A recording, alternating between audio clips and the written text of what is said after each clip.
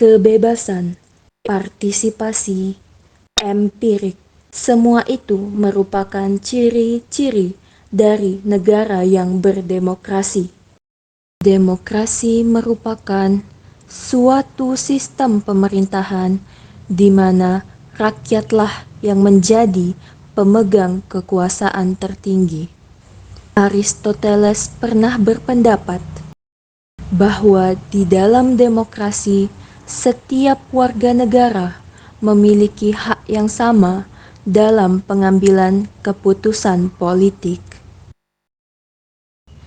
Seiring berjalannya waktu, kita dapat melihat perubahan demokrasi. Perubahan demokrasi ini dapat kita lihat dari perkembangan teori-teori demokrasi. Teori-teori demokrasi dapat kita bagi menjadi 3 bagian, dimulai dari demokrasi klasik, lalu demokrasi prosedural, dan demokrasi substansif. Pada video kali ini, kami akan menganalisis peristiwa demokrasi di Indonesia yang mencerminkan teori demokrasi prosedural diperluas. Dengan adanya kritik di demokrasi klasik, muncullah demokrasi prosedural. Teori demokrasi prosedural ini disampaikan oleh Schumpeter. Schumpeter menyatakan bahwa kehendak rakyat termasuk kontrak sosial tidak bisa diimplementasikan begitu saja. Di dalam politik, yang menjadi motor penggerak adalah prosedur atau metode berdemokrasi. Konsep demokrasi Schumpeter lebih bersifat empirik, deskriptif, institusional dengan syarat pokok.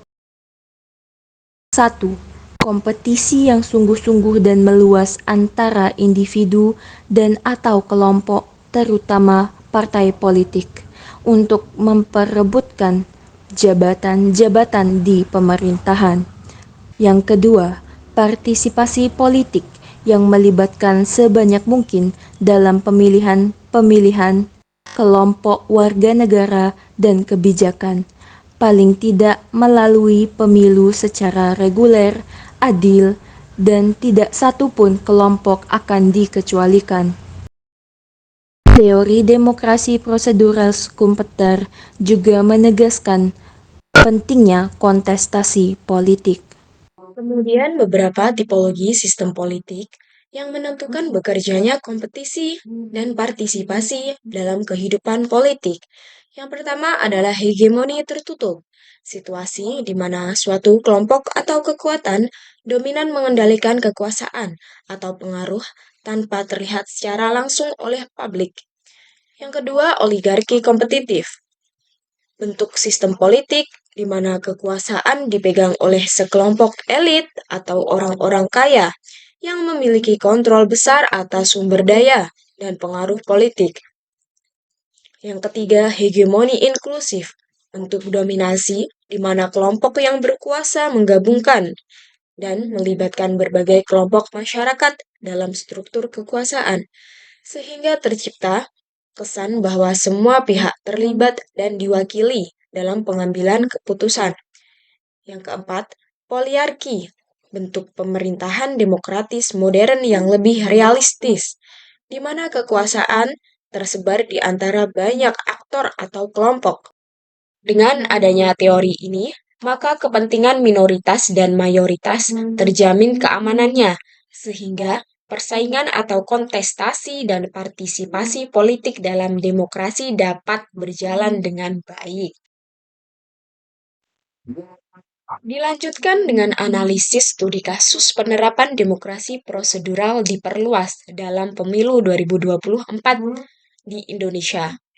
Indonesia sendiri sudah memulai pemilu sejak tahun 1955.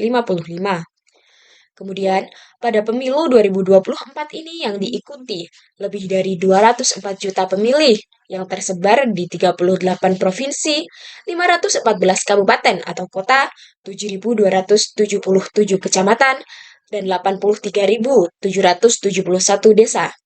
Pemilu kali ini melibatkan sekitar 18 partai politik nasional. Rakyat berpartisipasi untuk memilih calon presiden dan wakil presiden beserta calon legislatifnya.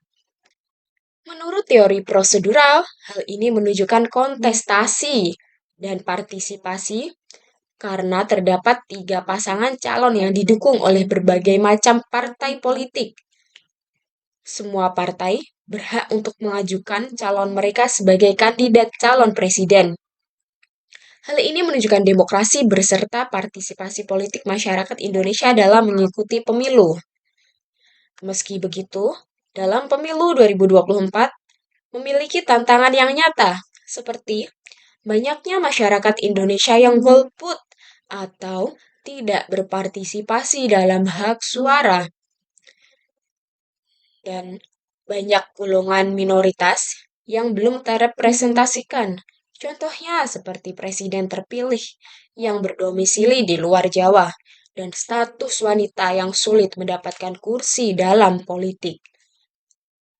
Kemudian adanya koalisi di antara partai dan menggunakan money politics. Semua hal tersebut tentu menyimpang dari teori demokrasi prosedural yang mendukung adanya keadilan dan keseimbangan dalam menilai. Teori demokrasi prosedural diperluas mencerminkan prosedur demokrasi yang terstruktur, melibatkan partisipasi, kontestasi dari masyarakat dan juga partai politik. Hal ini tergambar dalam Pemilu Indonesia tahun 2024, di mana masyarakat memilih wakil rakyat dari berbagai partai yang berbeda di dalam sistem demokrasi yang adil, jujur, dan bebas.